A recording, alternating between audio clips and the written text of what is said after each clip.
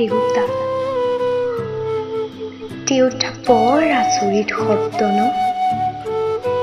দেউতা মানেই ত্যাগৰ প্ৰতীক।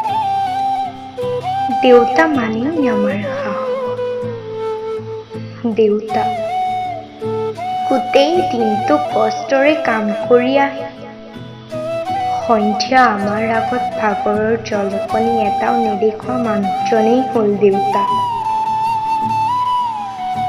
আমাৰ বাবে গোটেই দিনটো মাটিত ঘাম পেলাই কষ্ট কৰা মানুহজনেই হ'ল দেউতা।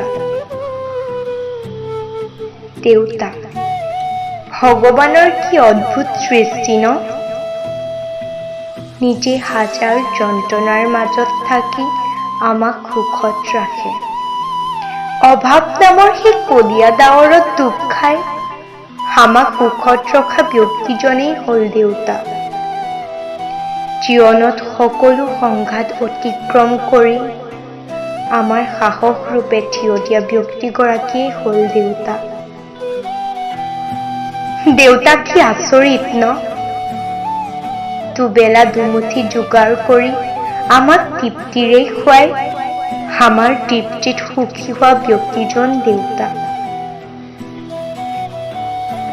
জীৱনত আমাক সুখী ৰখাৰ স্বাৰ্থত নিজে তালি টোপলি মাৰি থকা ব্যক্তিজন দেউতা।